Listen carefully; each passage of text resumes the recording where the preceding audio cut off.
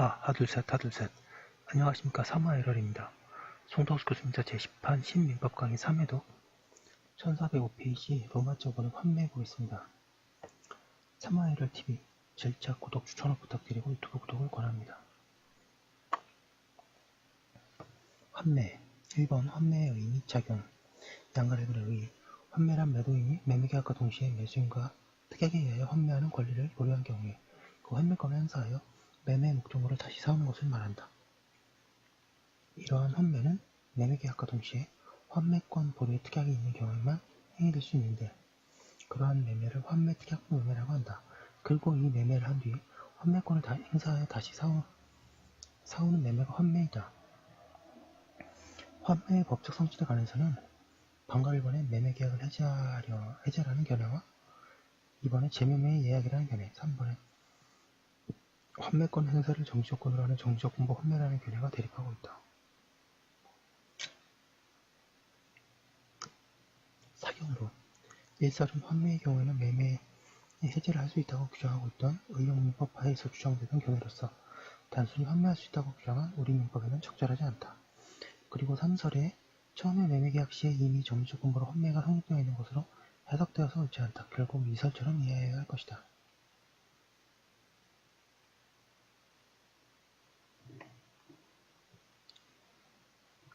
환매를 할 수 있는 권리가 환매권이다. 환매권의 법적 성질에 관해서 학설은 해지권설과 이하관계권설로 나뉘며 어느 입장을 취하든 그 권리는 형성권이라고 한다.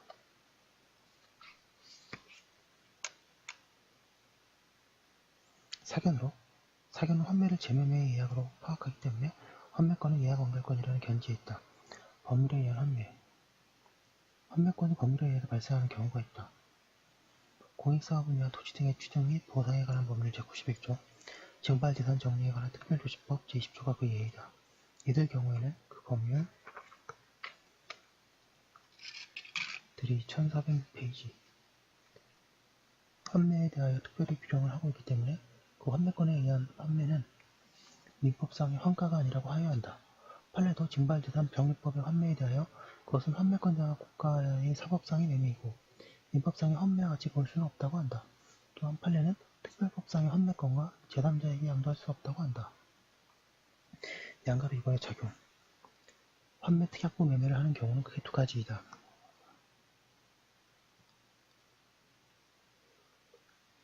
동그라미 1번에 하나는 장차 다시 매수해야 할 필요성이 생길 가능성이 있어서 그에 대비하기 위한 경우이고 동그라미 2번에 다른 하나는 금전대체를 하면서 채권담보를 위한 경우이다. 민법은 이 중에 1의 경우를 생각하거나 적어도 그 목적이 무엇인지를 도외시하고서 환매에 관한 규정을 두었다. 그런데 실제에 있어서는 1의 경우가 없는 것은 아니지만 그보다 2의 경우가 더 응용된 것으로 보인다.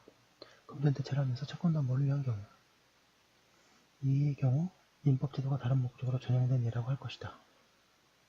채권담보의 목적으로 환매특약부 매매를 하는 경우를 좀 더 구현한다. 예컨대 1천만원이 필요한 A가 B로부터 금전을 빌리는 경우에 A는 그 담보 제공의 방법으로 자신의 토지를 1,000만원에 B에게 파는 것을 하고 5년 이내에 그 금액으로 다시 사올 수 있도록 약정을 하면 채무자는 A가 변제하지 못한 때에는 B가 토지의 소유를 취득하는 방법으로 우선 변제를 하게 된다. 그리하여 채권담보의 기능을 하는 것이다. 이는 흡수라는 재매매의 예약도 마찬가지다. 그리고 이 두 제도가 담보 목적으로 행하여진 경우를 매도담보라고 한다.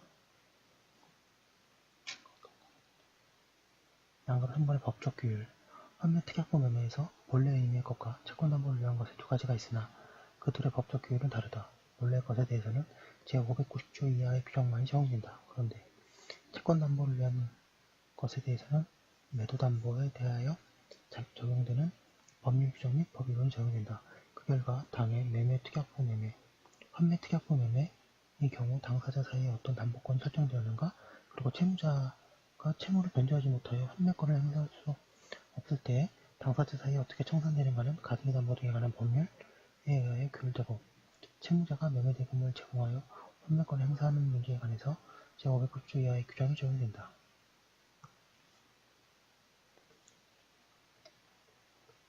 여기에 적용되는 가등기담보법의 주요 내용 가등기담보법에 의하면 매도담보의 경우 소유권 이전 등기가 되어 있을지라도 소유권은 이전하지 1407페이지. 안은요, 청산금을 지급하여야 채권자가 비로소 소유권을 취득하게 된다. 그리고 채무자는 청산금이 있는 때에는 청산기간이 경과한 후 청산금이 지급될 때까지 변제하고 같은 단계를 소멸시킬 수 있다. 다만 채무의 변제기가 지난 때부터 10년이 지나거나 선의 제3자가 소유권을 취득한 때에는 예외이다. 이번에 환매의 요건. 매매계약과 동시에 환매권을 보류하는 특약을 하면 환매권이 성립한다. 방금 일본의 목적물은 제한이 없다. 따라서 부동산, 동산뿐만 아니라 재산권에 대하여도 환매의 특약을 할 수 있다. 양가 일본의 환매의 특약은 매매계약과 동시에 하여야 한다. 매매계약 후에 행한 특약은 환매로서 효력이 없다. 특약은 매매계약과 동시에 하였으면 그 후에 내용을 변경하여도 무방하다.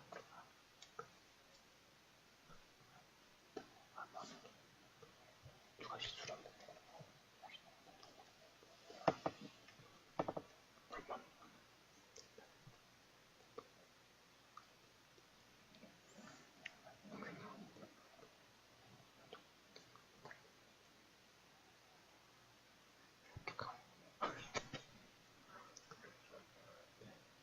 그리고 환매의 특약은 매매계약이 종된 계약이므로 매매계약이 무효 취소되면 환매의 특약도 무효로 된다.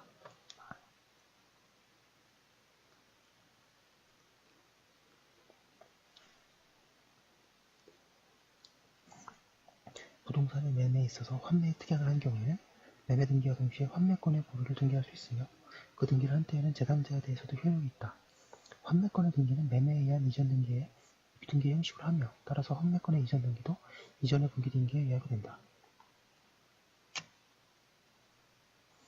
양가를 한 번에 환매 대금은 당사자 사이의 특약으로 정할 수 있으나 특약이 없으면 처음의 매매 대금과 매수인이 부담한 매매 비용이 환매 대금으로 된다. 당사자의 특약으로 환매 대금을 정하는 경우에 그 대금이 처음의 매매 대금과 매매 비용의 합산액을 초과하거나 미달하여도 무방하다. 환매할 때까지의 목적물의 과실과 대금의 이자는 상기한 것으로 본다. 그러나 당사자가 다른 특약을 하면 예외이다. 그리고 그 특약은 매도인이 목적물을 용익하는 내용을 포함하여도 유효하다. 양가 4번에 환매기간에 부동산은 5년, 동산은 3년을 넘지 못한다. 약정한 환매기간이 이를 넘는 때에는 부동산은 5년, 동산은 3년으로 단축한다. 그리고 환매기간을 정한 때에는 다시 이를 연장하지 못한다. 한편 환매기간을 정하지 않을 때에는 그 기간은 부동산은 5년, 동산은 3년으로 되며 당사자가 후에 다시 정하지 못한다. 판례하겠습니다. 환매기간을 제한하는 환매특약이 등기부에 기재되어 있는 때에는 반증연면한 등기부 기재와 같이 환매특약이 진정하게 성립한 것으로 추정이 상당하다.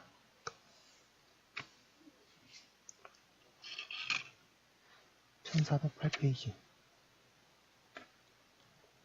3번 환매의 실행. 양가 1번 환매권 행사 방법. 환매는 환매기간 내에 하여야 한다. 이번에 환매의 의사표시는 환매권자가 환매 의무자에 대해서 하여야 한다.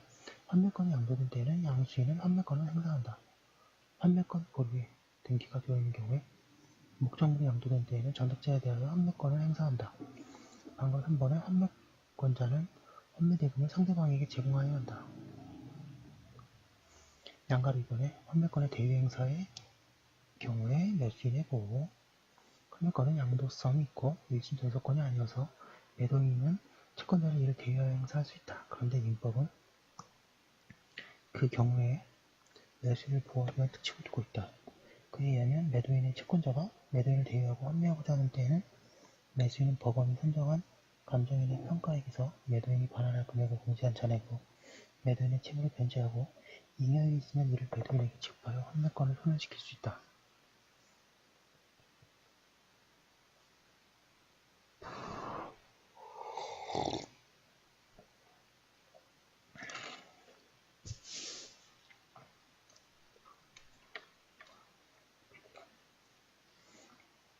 양가 3번의 환매의 효과.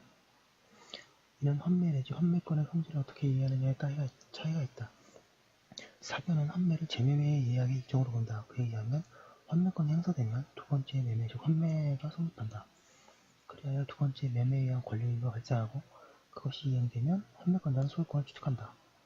목적물이 부동산인 경우에는 이행으로서 등기를 하여야 하며 그 때의 등기는 말소 등기가 아니고 이전 등기이다. 그리고 환매, 특약의 등기는 말소하여야 한다.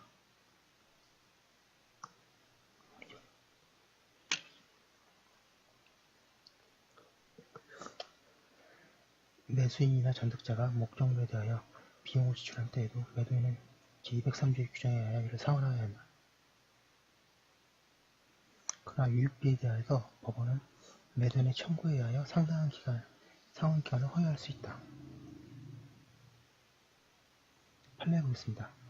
양가로 기억에 부동산에 관하여 매매등기와 아울러 환매특약의 등기가 경된 이후 그 부동산 매수인으로부터 그 부동산을 전득한 제3자가 환매권자의 환매권 행사에 대항할 수 있으면 소송과 같으나 환매특약의 등기가 부동산의 매수인 처분권을 금지하는 효력을 가지는 것이 아니므로 그 매수인은 환매특약의 등기 이후 부동산을 전득한 제3자 사이에 여전히 소유권 이전 등기 절차의 이행 의무를 부담한다고 할 것이고,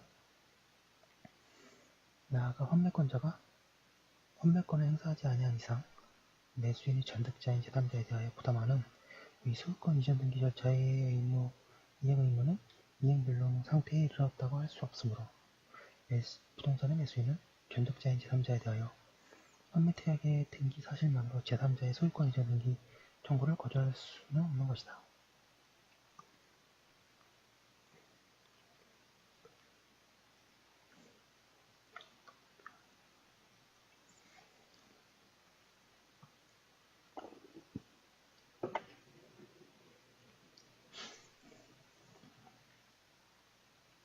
양가로 이은 부동산의 매매 계약에 있어서 당사자 사이의 환매특약에 따라 소유권 이전 등기와 함께 민법 제 1400페이지 592조에 따른 환매 등기가 마쳐진 경우 매도인의 환매기간 내에 적법하게 환매권을 행사하며 환매 등기 후에 마쳐진 제3자의 저당권 등 제한 물건을 소멸하는 것이므로 환매권 행사 후에 권자가 파산 선고를 받았다고 하더라도 매도인은 파산자에 대하여 갖는 근저당권 설정 등기 등의 말소 등기 정보를 파산법 제14조에 규정된 파산재산에 해당하지 아니하며 매도인은 파산법 제79조 소정의 환치권 규정에 따라 파산 절차에 의하지 아니하고 직접 파산 관제인에게 말소 등기 절차의 이행을 청구할 수 있다고 할 것이다.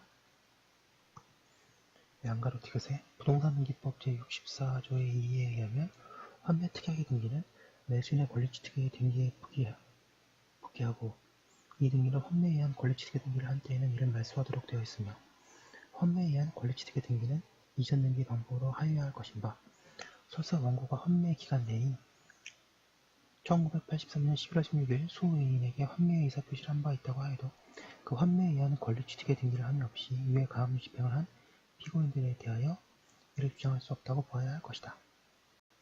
양가로 4번의 공유지분의 환매 공유자 1인이 환매할 권리를 보류하고 그 지분을 매도한 후 국정물의 분할이나 경매가 있는 때에는 매도인은 매수인이 받은 부분 또는 받을 부분 또는 대금에 대하여 환매권을 행사할 수 있다. 그러나 매도인에게 통지하지 않은 매수인은 그 분할이나 경매로서 매도인에게 대항하지 못한다. 그리하여 그때에는 환매권자는 분할이나 경매가 없었던 것처럼 공유지분을 환매할 수 있다. 그런데 제3자에 대하여 분할이나 경매의 의무를 주장하려면 환매권의 등기가 있어야 한다. 4번의 재매매의 예약, 양가를 의해 재매매의 예약은 어떠한 물건 또는 권리를 타인에게 매각하면서 장차가 물건이나 권리를 다시 매수하기로 하는 이야기다.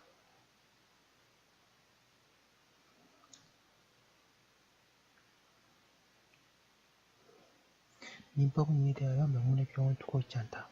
그렇지만 자유계약의 원칙상 그러한 계약도 유효하다.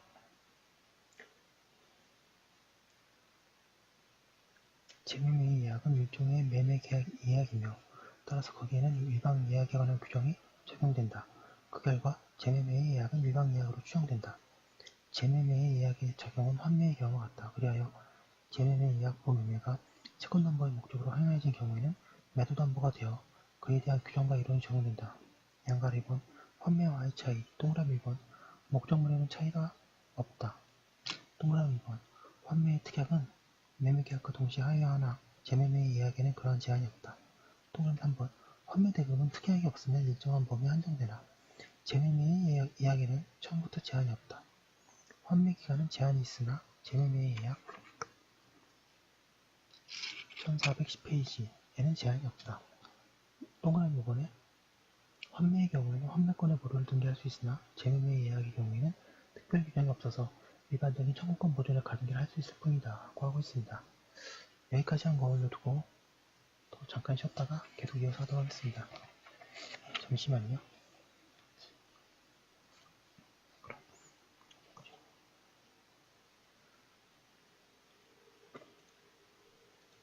네, 안녕하세요. 사마에러입니다.